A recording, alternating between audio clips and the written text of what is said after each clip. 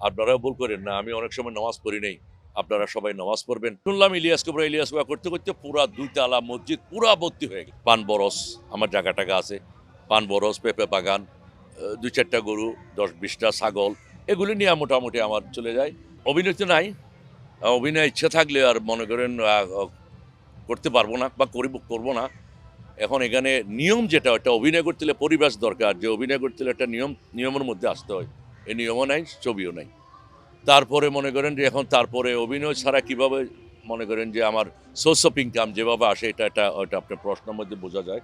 তো আমার source of income হচ্ছে আমার গ্রামের বাড়িতে, আপনারা হয়তো জানেন নোয়াখালীপাড়া গ্রামের নাম। ওখানে কিন্তু আমি সামাজিকভাবে কিছু কাজ করি। যেমন মনে করেন পান বরজ আমার জায়গা-টাগা আছে।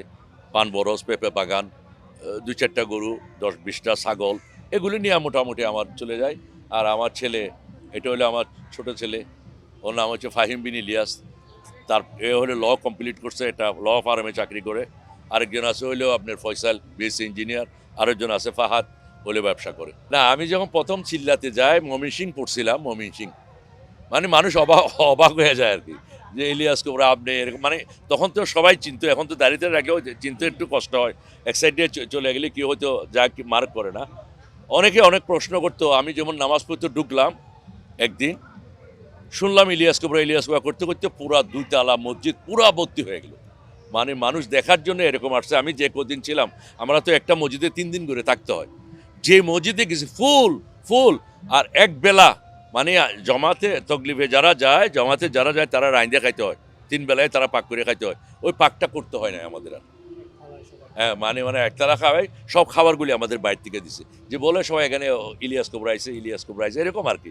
সবাই খাবারটা আমরা মানে ৪০ দিন ৪১ দিন খাবারটাইও মানে আমাদেরকে সাপ্লাই দিছে। ওখানে যেহেতু আমার যেহেতু টুডে টুমরো চলে যেতে হবে। আজকেও কালকেও যেকোনো মুহূর্তে আমার চলে যেতে হবে।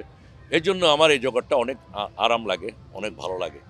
কারণ মানে আরেকটা কথা বলবো, আমি ছোটখাটো ভাই মানুষ, কোনো কিছু তেমন কিছু না। আমি আরেকটা কথা বলবো আপনাদেরকে, যারা মুসলিম ধর্মের মানুষ আছেন, তাদের প্রত্যেকের প্রতি আমার একটু অনুরোধ থাকবে। আমি বুঝি নাই, আপনারাও ভুল করেন না। আমি অনেক সময় নামাজ পড়ি নাই। আপনারা সবাই নামাজ পড়বেন। কারণ আমাদের একজনকে হিসাব দিতে হবে, আল্লাহকে হিসাব দিতে হবে।